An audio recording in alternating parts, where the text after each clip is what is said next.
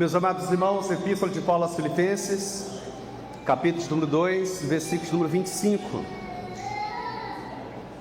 Epístola de Paulo aos Filipenses, capítulo número 2, versículo 25.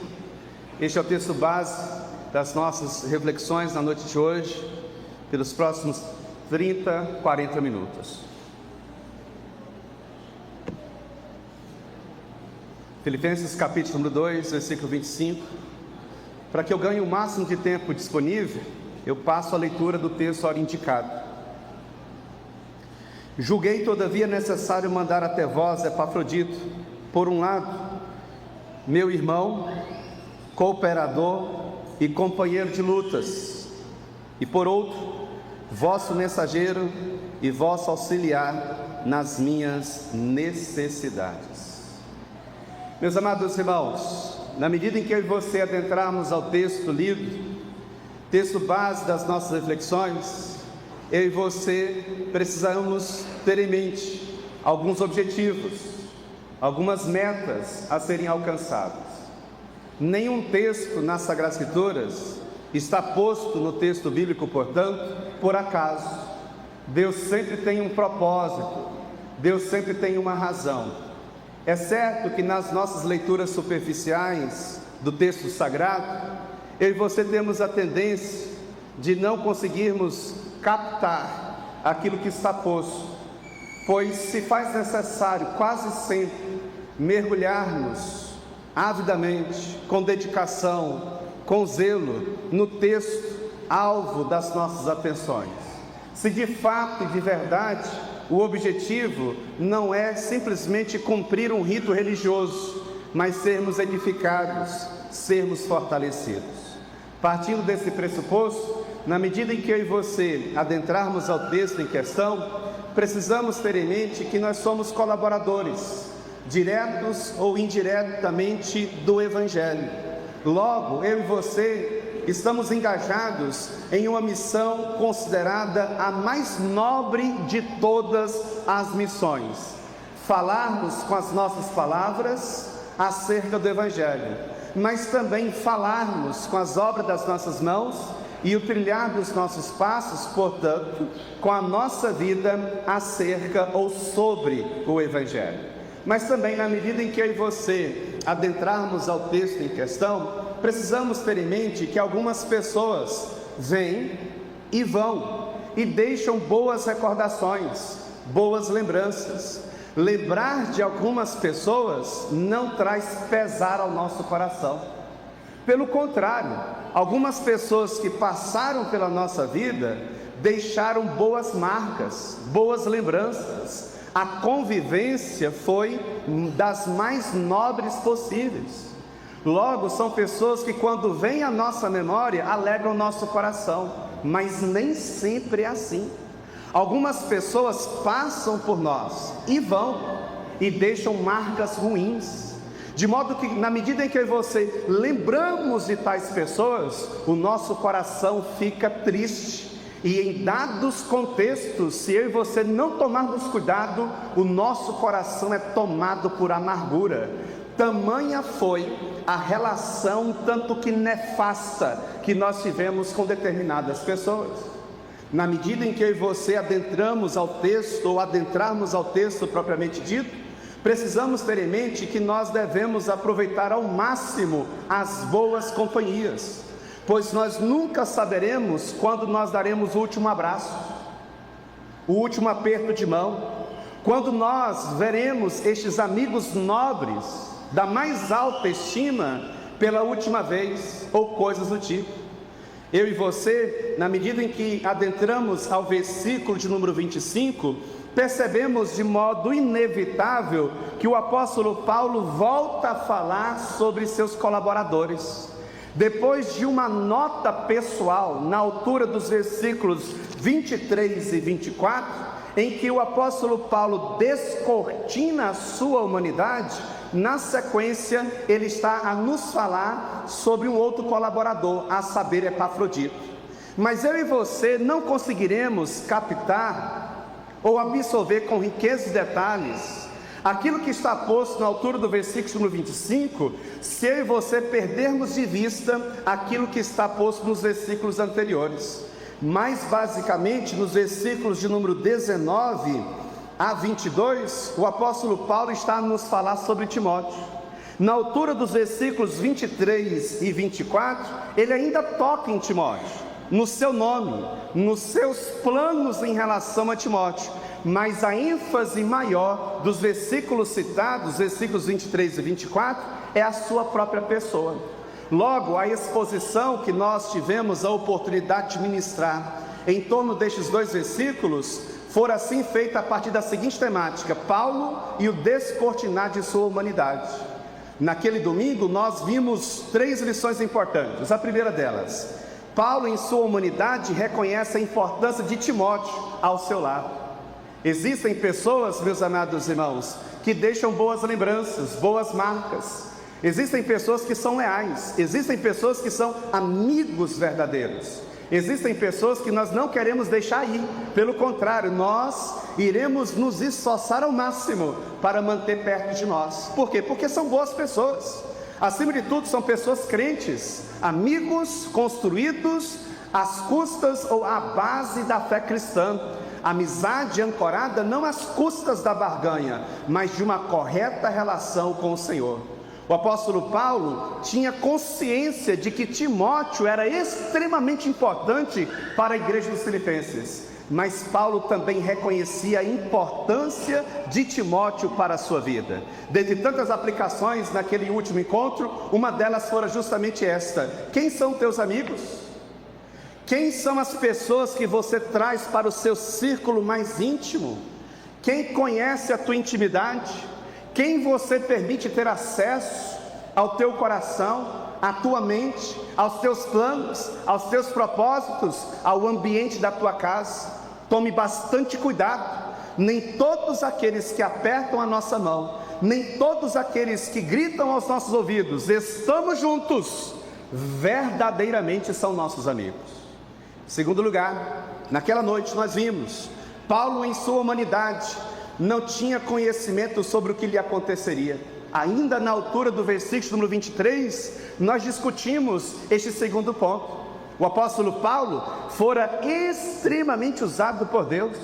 Ele foi um profeta usado pelo Senhor para descortinar eventos que não aconteceram nos seus dias e nem ainda aconteceram nos nossos dias. Eventos que ainda estão na categoria de eventos futuros. Outras coisas que o apóstolo Paulo fora utilizado para profetizar para além do seu tempo já aconteceram nos nossos dias, tempos posteriores ao tempo do próprio apóstolo Paulo.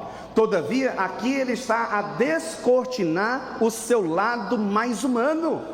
Ele, embora tenha sido usado por Deus para ver coisas muito longe, para além da sua época, no que diz respeito à sua vida, certo, ele estava da sua salvação, mas em termos mais palpáveis do que aconteceria minutos depois, horas depois, no dia seguinte, ele esbarra na sua limitação essa que é peculiar ou particular a todos nós. Mesmo não tendo uma certeza absoluta do que aconteceria consigo, se ele seria morto, ou se ele poderia ser solto, ou sairia da prisão na qual se encontrava e continuaria pregando o Evangelho, ele não perdeu de vista a sua fé em Cristo Jesus. E uma das aplicações naquela noite fora justamente esta: independentemente do que o futuro nos reserva, eu e você jamais podemos perder de vista o nosso compromisso com aquele que é o autor da nossa salvação, Cristo Jesus. Mas também vimos naquele último encontro uma terceira importante lição. Paulo em sua humanidade firmava a sua confiante esperança no Senhor. Versículos número 24. Os comentaristas estão de acordo de que no meio de tanta turbulência, no meio de tantas profundas adversidades, um veio de esperança saltava à mente e ao coração do apóstolo Paulo. Lá no fundo do seu coração, ele não podia asseverar, afirmar com tanta propriedade assim, qual seria o desfecho daquele episódio, daquele momento no qual ele estava inserido. Mas, lá para as tantas, no seu coração, havia uma esperança de que ele seria libertado, de uma forma ou de outra. Ele poderia ser morto e ainda assim ser libertado. Libertado em que sentido? Das amarras deste mundo dominado pelo pecado. Ou ele poderia também ser solto das grades que o prendiam, das correntes que o acorrentavam. E se assim fosse, em termos humanos, não experimentando a morte, ele estaria pregando ainda mais o Evangelho de Cristo Jesus. A verdade é que o apóstolo Paulo colocava ou firmava a sua confiante esperança não em poder aquisitivo, não em bens materiais, não na sua popularidade, não nos aplausos que ele recebia, mas firmava a sua confiante esperança no seu Senhor Jesus Cristo. Em que está firmada a tua esperança? Em que você de fato confia? Em quem de fato você tem ancorado o teu coração? Eu e você não podemos perder de vista que a nossa esperança deve estar firmada em Cristo Jesus. E agora, na sequência, não é que o apóstolo Paulo está deixando aquele texto anterior para abordar alguma outra coisa completamente diferente. Não, ele está ainda a descortinar a sua humanidade. Ele ainda está a descortinar o seu lado humano, mostrando a importância de legítimos colaboradores do Evangelho de Cristo Jesus ao seu lado. Esta pequena nota de 2 versículos, versículos 23 e 24, funcionam como uma espécie de anacoluto. Versículos 19 a 22, o apóstolo Paulo está falando sobre Timóteo. E aí, num determinado momento, ele fala sobre si, e logo na sequência, ele fala sobre um outro importante colaborador, a saber, Epafrodito. E o apóstolo Paulo, na medida em que você mergulhamos no texto do versículo número 25, encontramos fazendo mais uma vez o descortinar da sua humanidade. Logo eu quero pensar o texto em questão a partir desta temática: Paulo e as contribuições inestimáveis em Cristo de Epafrodito. Antes de fazer menção das principais lições que podem ser extraídas do texto lido, convém que aqui eu faça a seguinte observação: Epafrodito foi um dos personagens mais ilustres de todas as Sagradas Escrituras, e ele aparece tão somente em curtos 7 versículos, e somente na epístola de Paulo aos Filipenses, mais basicamente em Filipenses capítulo número 2, versículos 25 a 30, e Filipenses capítulo de número 4, versículo de número 18, e ele some do mapa. Nós nunca mais iríamos ouvir falar de Epafrodito se eu e você perdêssemos a epístola de Paulo aos Filipenses. Ele é somente citado aqui. Em todo o Novo Testamento nós temos 7.957 versículos, 260 capítulos, 27 livros. Epafrodito aparece somente em um único livro, em 2 capítulos, basicamente em 7 versículos. Epafrodito não recebeu, por exemplo, uma carta como colaborador anterior. Mais precisamente, Timóteo recebeu 2 cartas. Epafrodito não recebeu nenhuma carta com o seu nome, nenhuma carta direcionada à sua pessoa. Todavia, mesmo tendo uma passagem tão curta pelas páginas do Novo Testamento, os seus feitos, a sua importância foram destacadas pelo apóstolo Paulo. E assim são algumas pessoas em nossa vida e no contexto da igreja. Elas vêm e vão, elas cumprem a missão de Deus, não ficam muito tempo, são poderosamente usadas pelo Senhor, cumprem a missão, incumbidas pelo próprio Deus, e seguem o curso natural de suas respectivas trajetórias. Infelizmente, Neste meio, nem todas as pessoas são enviadas literalmente por Deus. É certo que no primeiro instante isso é verdadeiro. Num segundo momento, eu e você precisamos considerar de que não existem acasos. A nossa vida não está presa a um destino cego.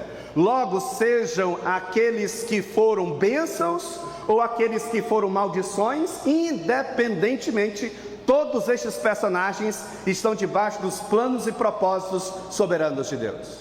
Tendo dito isto, algumas lições importantes. A primeira delas, Paulo tinha Epafrodito em Cristo como um colaborador irmão. Onde é que está isso no texto? Início do versículo número 25. Olha o que o apóstolo Paulo vai dizer: julguei todavia necessário mandar até vós Epafrodito, por um lado, meu irmão. Isso aqui é interessante, por quê? Eu sei que os amados irmãos já têm conhecimento disto, mas esta é uma informação contextual que precisa ser ressaltada a cada análise e a cada novo versículo dessa epístola. O apóstolo Paulo estava preso, acorrentado a um soldado romano. Ele não tinha a certeza do que iria acontecer com a sua vida em termos mais diretos e imediatos. Então, ele, estando consciente do seu aprisionamento, do fato de ele estar acorrentado a um soldado romano sem grandes perspectivas futuras, em termos de uma libertação imediata, ele decide no seu coração enviar Timóteo. Mas a situação fora tão angustiante que ele reconhece a importância de Timóteo ao seu lado. Ele, no início da epístola, Filipenses capítulo número 1, versículo número 1, ele menciona a si mesmo e menciona Timóteo ao seu lado. E alguns comentaristas ficam a se perguntar por que Paulo menciona Timóteo logo no início. E a resposta mais plausível é porque o apóstolo Paulo estava preparando o terreno para os seus objetivos em relação a Timóteo: enviar Timóteo para a igreja dos Filipenses. Só que, como bem disse, a situação se mostrou tão agravante que ele decide segurar Timóteo consigo. Agora, uma coisa interessante, uma outra informação extremamente oportuna nesse contexto.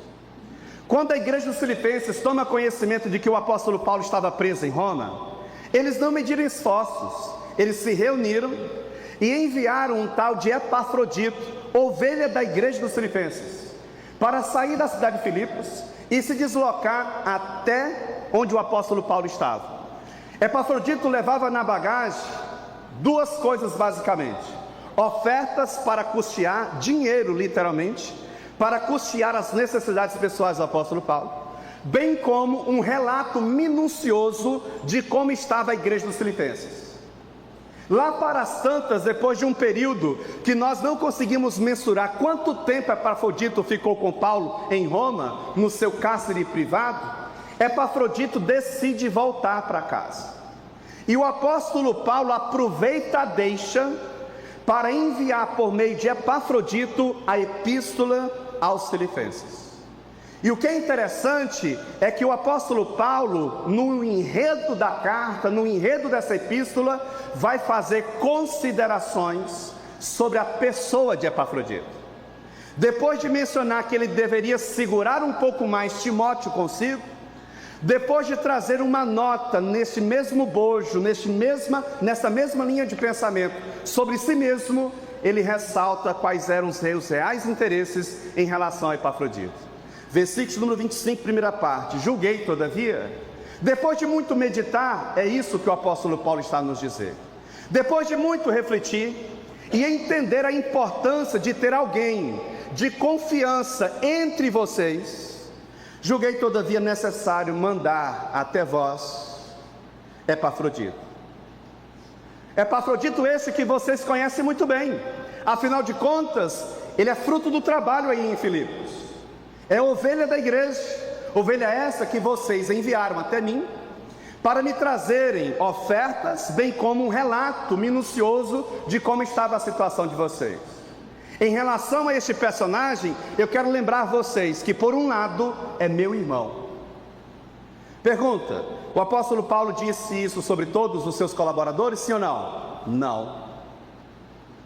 Eu e você estamos sempre cercados por muitas pessoas, mas nem todas as pessoas podem ser equiparadas a irmãos. Eu sei que existem amigos mais chegados do que irmãos biológicos. Eu sei que existem irmãos na fé mais chegados do que irmãos biológicos. E aqui eu e você temos um exemplo disso. O nome Epafrodito significa encantador, amigável. A sua conduta, a sua postura fazia jus ao seu nome. De alguma forma, o apóstolo Paulo não usava esse termo irmão, ou essa expressão meu irmão, aplicado a todos. É tão interessante, por exemplo, fazendo aqui uma correlação com outro livro do apóstolo Paulo, a saber, 2 Timóteo, ou 1 Timóteo, melhor dizendo, capítulo 1, versículo 20, ele menciona dois homens, chamados Himeneu e Alexandre, e o apóstolo Paulo diz que entregara estes dois homens a Satanás para serem castigados, porque blasfemavam em relação ao nome de Cristo Jesus. A quem você tem chamado de irmão? Eu e você usamos comumente a expressão irmão, e quase que de modo leviano. No seu sentido mais pleno, nós poderemos usá-la no sentido de uma identificação com alguém que é biologicamente nosso irmão, fruto da mesma relação de pai e mãe. Nós podemos usar a expressão no sentido amigável, cordial. Ô amigo, chega aqui, eu estou à procura deste endereço, o amigo sabe me informar onde fica? Ou alguma coisa do tipo. Mas no seu sentido mais pleno, a expressão irmão só poderá ser desfrutada por aqueles que estão verdadeiramente em Cristo Jesus. Você sabe o que isso significa dizer? Um sujeito pode ter 5 irmãos, uma família com 6 filhos, o sujeito com 5 irmãos, irmãos biológicos, mas não irmãos no sentido de pertencentes à mesma família da fé. Na noite de hoje, nós temos um bom grupo de pessoas aqui presentes, neste salão de culto, e eu e você não fazemos ideia de quantas pessoas estão nos acompanhando simultaneamente pelos meios de comunicação de massa. Nem todos podem receber essa alcunha de irmãos no seu sentido mais pleno. É como se o apóstolo Paulo quisesse dizer o seguinte: eu estou enviando de volta este sujeito chamado Epafrodito, mas eu quero lembrar vocês de que ele não é qualquer pessoa, ele é meu irmão, ele pertence à mesma família da fé a qual eu pertenço. Recebam este irmão não como um qualquer, receba este irmão acima de tudo como um enviado, não meu no primeiro instante, mas como um enviado de Deus para abençoar a respectiva vida de todos vocês. A quem você considera como irmão? Lembre-se de uma coisa: nem todos os irmãos biológicos, nem todos os irmãos que estão incluídos nesta nomenclatura ou neste termo, dentro da perspectiva amigável do politicamente correto, se enquadram no seu sentido mais pleno em termos espirituais.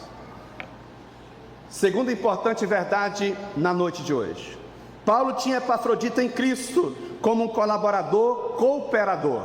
Onde é que está isso no texto? Versículo de número 25, segunda parte. Olha o que diz o apóstolo Paulo: julguei todavia necessário mandar até vós Epafrodito, por um lado meu irmão, cooperador. Interessante, por quê? Porque Epafrodito estava ligado, unido ao apóstolo Paulo pelo trabalho. Digno de destaque é que a expressão cooperador traz a ideia de trabalhar junto com outrem. Não havia uma disputa, não havia um rixa, não havia uma rivalidade entre esses dois. Pelo contrário, estavam os dois apontando para o mesmo objetivo, para a mesma meta. Certamente eram homens e havia seus interesses particulares. Todavia, estes interesses estavam sendo suplantados, superados, de modo a permitir os dois a trabalhar em conjunto, visando um único objetivo, a saber, o engrandecimento de Cristo Jesus. O apóstolo Paulo não se considerava maior do que Epafrodito. Epafrodito não se considerava menor do que o apóstolo Paulo. Havia um trabalho de cooperação, um ajudando o outro. Não havia nessa relação uma disputa de interesses. Não havia nessa relação uma disputa de egos. Não havia nessa relação uma queda de braços para saber quem era mais importante, mais proeminente. Na verdade, Paulo tinha Epafrodito em Cristo como um colaborador, cooperador. Nem todos os colaboradores são de fato cooperadores no seu sentido mais genuíno. Algumas pessoas servem, ou algumas pessoas se aliam a outras por interesses, por motivos escusos, por motivações levianas. Epafrodito estava com Paulo como um reflexo dele estar em primeiro lugar com Cristo. Havia da parte de Epafrodito para com Paulo e para com os demais companheiros de evangelho um coração genuíno, um coração sincero. Pergunta: o apóstolo Paulo usa essa expressão acerca de outras pessoas?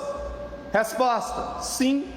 Se eu e você formos mergulhar, por exemplo, em Colossenses capítulo 4, verso 14, Filemão capítulo 1, verso 24, o apóstolo Paulo se reporta a um sujeito chamado Demas, como sendo seu cooperador. Mas esse cooperador chamado Demas foi um cooperador apenas por um instante da vida ministerial do apóstolo Paulo. No último livro escrito pelo apóstolo Paulo, mais basicamente 2 Timóteo, no capítulo 4, verso número 10, Paulo diz a Timóteo: Timóteo, Demas me abandonou, tendo amado o presente século, se envolvendo com as coisas deste mundo, apostatou da fé. Não somente me abandonou, Timóteo, mas abandonou também o senhorio de Cristo Jesus. Em relação a Epafrodito, o apóstolo Paulo não diz isso. Meus amados irmãos, mais do que começar bem, eu e você precisamos terminar bem. Epafrodito entrou para a história, sendo mencionado em curtos 7 versículos, e somente na Epístola aos Filipenses, e ele some do mapa. Uma passagem muito breve nas páginas do Novo Testamento, mas ele ficou conhecido nos anais da história da igreja como um colaborador, cooperador, como um irmão leal, como alguém de vívida confiança. Já Demas ficou conhecido na história da igreja como alguém que teve um bom início como um colaborador, cooperador, mas que lá para as tantas se desviou dos bons caminhos do Evangelho de Cristo Jesus. Histórias como a de Epafrodito servem como um alerta para todos nós, que eu e você estejamos engajados verdadeiramente, não numa disputa de egos, não numa disputa de interesses, mas juntos, batalhando pelo mesmo ideal, a saber, a centralidade de Cristo Jesus sobre a vida da igreja, num primeiro instante, e num segundo momento, sobre nós mesmos. Que eu e você jamais venhamos perder de vista a importância de sermos colaboradores, cooperadores. Pergunta: todos os funcionários de uma empresa são leais à empresa, sim ou não? Não são. Todas as pessoas que estão na igreja se identificam com a igreja a qual dizem ser membros? Não. Todos aqueles que estão no salão de culto, domingo após domingo, semana após semana, de fato e de verdade somam? Não. Muitos diminuem. A semelhança de Demas, são mais mundanos, são mais profanos do que genuinamente cristãos, colaboradores, cooperadores, como Epafrodito. Terceira importante lição na noite de hoje: Paulo tinha Epafrodito em Cristo como um colaborador que lhe era um companheiro de lutas. Onde está isso no texto? Terceira parte do versículo 25, olha o que diz o texto: julguei todavia necessário mandar até vós Epafrodito, por um lado meu irmão, num segundo momento meu cooperador, e em terceiro lugar companheiro de lutas. A vida cristã, meus amados irmãos, não é um mar de rosas. Quase sempre, nos púlpitos da igreja brasileira, ouvimos analogias ou ilustrações do tipo: a igreja é um grande hospital, em que as pessoas chegam doentes para serem tratadas. Isto é uma mentira. Em nenhum lugar das páginas das Sagradas Escrituras, a igreja ou o ambiente eclesiástico é associado com o hospital. Você não é médico espiritualmente, eu não sou médico espiritualmente, nós não somos enfermeiros espiritualmente, ou muito menos farmacêuticos espiritualmente. Biblicamente falando, a analogia ou ilustração mais apropriada é a de soldados num campo de batalha. Aqui está o apóstolo Paulo se reportando a Epafrodito, dizendo o seguinte: eu vou enviá-lo, igreja dos Filipenses, mas saibam que este, por um lado, é meu irmão chegado, meu irmão na fé, por outro, é meu cooperador, e acima de tudo, cooperador de Cristo, mas ele é também meu companheiro de lutas. Nós sabemos quem de fato está conosco quando as lutas batem a porta da nossa casa. Aquela conversa do tipo assim: estamos juntos, onde você for eu vou, onde você pisar eu piso, se você mergulhar de ponta eu mergulho embaixo logo na sequência.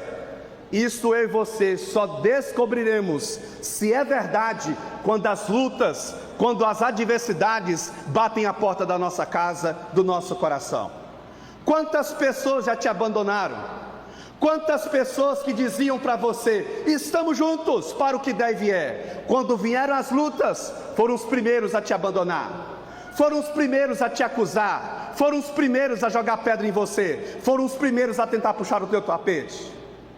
O apóstolo Paulo está se reportando a Epafrodito, dizendo o seguinte: este sujeito que eu estou para enviar até vocês é o meu companheiro de batalhas, de lutas. Meus amados irmãos, nós não estamos, em termos ilustrativos, numa praia com águas cristalinas, nós estamos num campo de batalha. Todo dia eu e você saímos à luta, e a nossa maior batalha, a nossa maior luta não é travada no mundo para além de nós, mas dentro de nós, no interior do nosso coração, no tribunal da nossa consciência, em outras palavras, na nossa mente. O seu maior adversário, o seu maior inimigo é você mesmo. O meu maior adversário, o meu maior inimigo é o meu leviano coração. Nós travamos as nossas batalhas mais sangrentas dentro de nós, e as nossas maiores derrotas, elas ocorrem também no campo da nossa mente, no interior do nosso coração. Paulo tinha Epafrodito em Cristo como um colaborador que lhe era um companheiro de lutas. No final das contas, meus irmãos, quem de fato importa?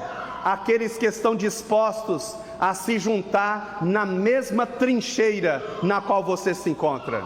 Você vai falhar, você vai tropeçar, você vai ter seus erros, seus devaneios, as suas atitudes de deslizes, e aqueles que verdadeiramente se mostram ao teu lado, não dizendo que está tudo certo quando está tudo errado, não dizendo que está tudo errado quando está tudo certo.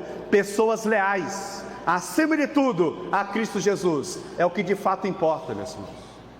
Então, sem cair numa redundância, sem cairmos numa repetição desnecessária, partindo do pressuposto de que algumas coisas precisam ser ditas ao nosso coração várias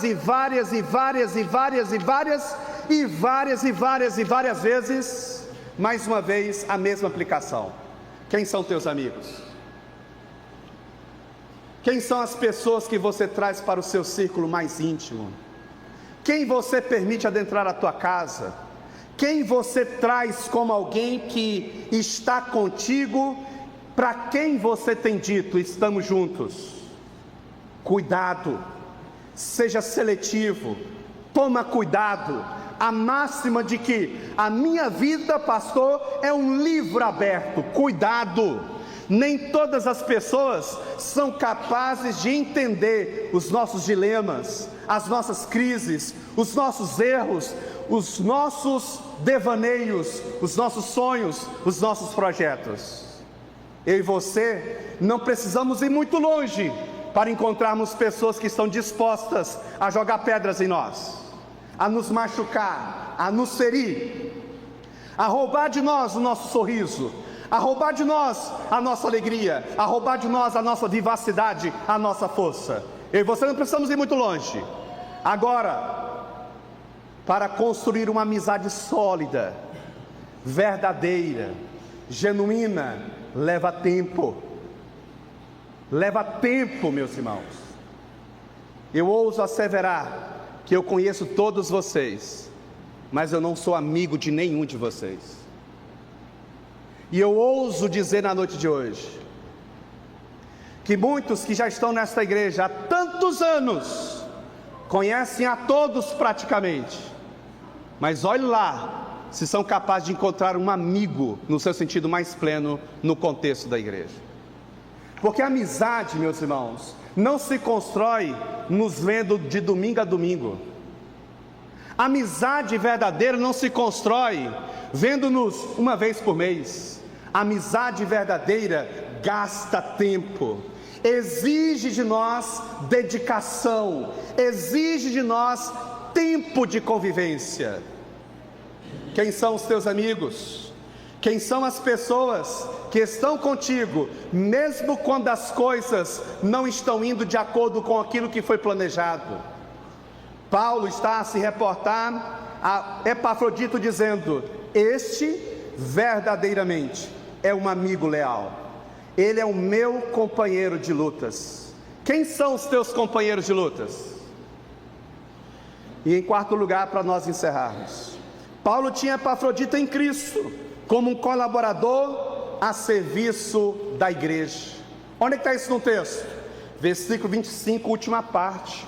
Olha o que diz o texto: julguei todavia necessário mandar até vós Epafrodito, por um lado, meu irmão, cooperador, companheiro de lutas, por outro, vosso mensageiro e vosso auxiliar nas minhas necessidades. Pergunta: quantos quilômetros de Filipos até Roma, onde Paulo estava preso? Epafrodito era membro da igreja em Filipos. Naquela época não tinha avião, naquela época não tinha carro, naquela época não tinha ônibus coletivo, naquela época não tinha ônibus, não tinha Uber, não tinha carro, naquela época tinha animais. As pessoas viajavam muito montadas em animais ou a pé. Quantos quilômetros? Alguma coisa em torno de mais de 1.900 quilômetros de distância. O apóstolo Paulo recebe em Roma, num dos seus aprisionamentos, num dos tempos mais difíceis do seu ministério, esse tal de Epafrodito. E Epafrodito chega para motivar o apóstolo Paulo, para trazer ao coração do apóstolo Paulo uma injeção de ânimo, trazendo relatos de como estava a situação dos crentes filipenses e ofertas para custear as suas necessidades. Lá na altura do capítulo 4, verso 18, o apóstolo Paulo chega a dar um testemunho para a igreja dos filipenses, dizendo: eu não tenho necessidade de coisa alguma, porque aquilo que Epafrodito trouxe supriu todas as minhas necessidades, não somente físicas, mas também emocionais. Epafrodito fora um instrumento para acalentar o coração do apóstolo Paulo. E agora o apóstolo Paulo está a enviá-lo para a igreja dos Filipenses. E ele diz: dos homens que estão comigo, o desejo do meu coração era enviar Timóteo, mas Timóteo me é extremamente útil. E como Epafrodito é o fruto do trabalho entre vocês, eu julguei melhor enviar Epafrodito. Afinal de contas, Epafrodito conhece melhor vocês do que Timóteo. Agora, ao recebê-lo, tenha por certo de que durante o tempo em que convivi com ele, eu pude atestar a seguinte verdade: é um homem que de fato e de verdade está disposto a servir a Deus, servindo a sua igreja. Você está disposto a servir a Deus, servindo essa igreja? Quanto você está disposto a se desgastar pelo Evangelho?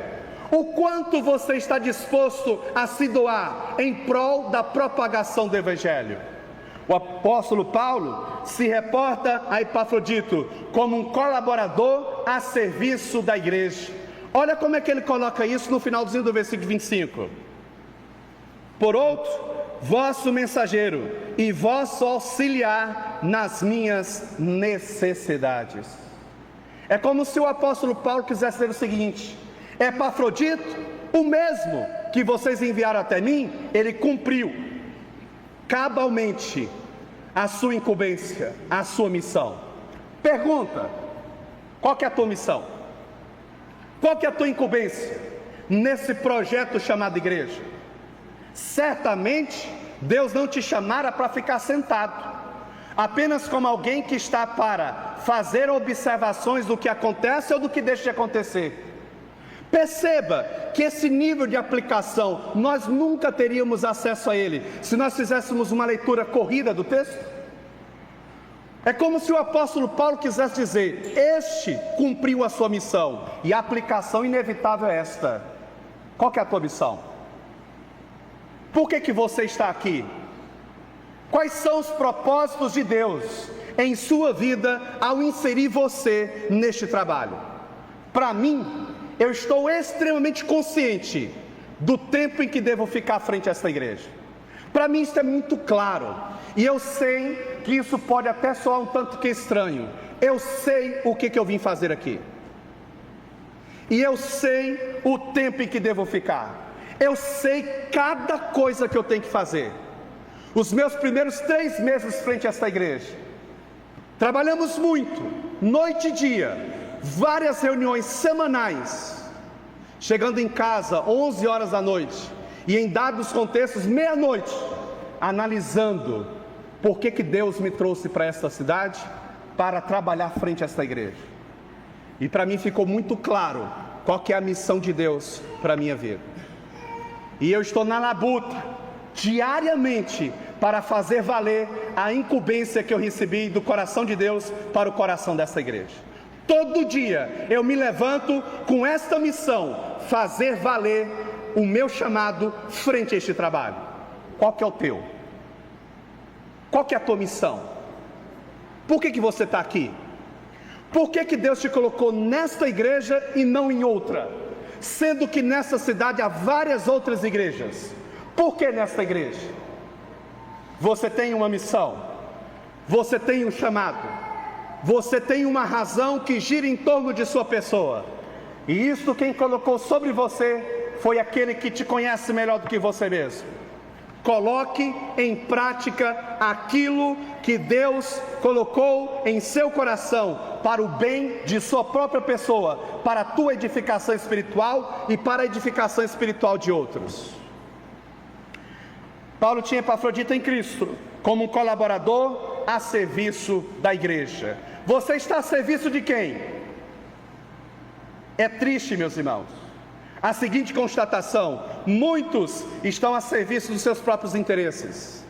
E fica visível isso quando nós não fazemos o que querem, quando nós não satisfazemos suas vontades. Fica visível. Quais são os teus interesses? Você está a serviço de quem? Epafrodito e Paulo, Timóteo estavam a serviço da igreja. E você? Eles estavam a serviço da igreja como um reflexo direto de um serviço mais elementar a Cristo Jesus. Eu quero encerrar a exposição na noite de hoje fazendo uma recapitulação do tema e das principais divisões. Qual que foi o texto? Filipenses 2:25. Qual foi o tema? Paulo e as contribuições inestimáveis em Cristo de Epafrodito. Quais foram as verdades? Primeira delas, Paulo tinha Epafrodito em Cristo como um colaborador irmão. Segundo lugar, Paulo tinha Epafrodito em Cristo como um colaborador cooperador. Nem todos são cooperadores. Em terceiro lugar, Paulo tinha Epafrodito em Cristo como um colaborador que lhe era um companheiro de lutas. Nem todos estiveram ao lado do apóstolo Paulo nas suas lutas mais cruéis. E em quarto lugar, Paulo tinha Epafrodito em Cristo como um colaborador a serviço da igreja. Você está a serviço de quem? Pastor, eu consegui compreender, mas em termos de aplicação, quais são as aplicações práticas para a nossa vida? Dentre tantas aplicações, eu quero destacar aqui 3, e elas visam amarrar toda a exposição feita nessa noite. A primeira aplicação prática para a sua vida: assim como Epafrodito, esteja disposto a viver para Cristo e a se desgastar, se necessário for, pelo progresso do Evangelho, a serviço da igreja. Seja um Epafrodito na igreja presbiteriana de Itumbiara. Aqueles que conseguem me ouvir pelos meios de comunicação de massa, sejam um Epafrodito onde estão, onde Deus colocar você. Seja um Epafrodito, seja alguém disposto a viver para Cristo, a se desgastar, se necessário for, pelo progresso do Evangelho. Segunda importante aplicação prática para todos nós: se estamos em Cristo, somos irmãos. Há um elo de amor fraternal que nos une uns aos outros. Logo, o que diz respeito a mim, diz respeito a você. O que diz respeito a você, diz respeito a mim. Nós somos parte de uma mesma família, a família da fé. Logo, se você tropeça, todos nós vamos sentir. Logo, se você de alguma forma está lidando com problemas, todos nós vamos sentir. Pergunta: isso se mostra na prática? Não. Por que não? Porque nós somos um amontoado de hipócritas. Vivemos um evangelho fajuta, vivemos um evangelho de aparências, mas a verdade é esta: o que diz respeito a mim, diz respeito a você. O que diz respeito a você, diz respeito a mim. Se você tropeça, isso sem dúvida alguma vai doer em mim, e se eu tropeçar, isso certamente deve doer em você. No final das contas, devemos nos preocupar uns com os outros. Como é que vai a tua vida? Como é que vai teu casamento? Como é que vai a tua vida íntima com teu marido? Como é que vai a tua relação com teus filhos? Como é que vai você no seu trabalho? Como é que vai você no seu ambiente de casa? Como vai você? Vamos juntos, vamos compartilhar os fardos, vamos chorar junto, vamos nos alegrar junto. Eu sei que isso é difícil de ser alcançado, porque abrir o coração nós não podemos fazer com todos, mas que sejamos capazes de, no meio desta grande multidão que nos cerca, pedir a Deus: Senhor, coloca diante de mim pessoas confiáveis. Ore a Deus. Se você neste exato momento está a dizer: pastor, eu devo confessar uma coisa, eu não tenho ninguém, com a exceção de Deus, para com quem eu possa abrir o coração. Eu te entendo, eu sei o que você está passando. E aqueles que são mais dados à religião estão a desconsiderar a importância de nós termos pessoas como nós do nosso lado, e eles então partem do pressuposto: o meu amigo é Deus, como se Deus fizesse vistas grossas para a importância de nós termos amigos como nós do nosso lado. Não, Deus não faz vistas grossas para isso. Lá no Jardim do Éden, Deus poderia ter dito a Adão: Adão, você já me tem, para que você quer uma Eva? Ele não, eu falei assim: Adão, eu te entendo, eu vou fazer uma mulher para você, vou fazer uma Eva para você. Nós precisamos de companheiros. Quem são os teus companheiros? Quem são os teus amigos? E em terceiro lugar, a vida cristã não é um mar de rosas, mas um campo de batalha. Siga Cristo, independentemente do que vai acontecer. Meus amados irmãos, todos nós somos soldados de Cristo. Você não é médico espiritual. Você pode até ser usado por Deus para trazer curas espirituais. Você não é um farmacêutico espiritual, nem um enfermeiro espiritual. Você é um soldado. E todos nós fomos arregimentados pelo general por excelência, a saber, Deus. Você não está num campo florido, num mar de rosas. Você está num campo de batalha. E todo dia você precisa ir à guerra. Contra quem, pastor? Contra os seus levianos pecados.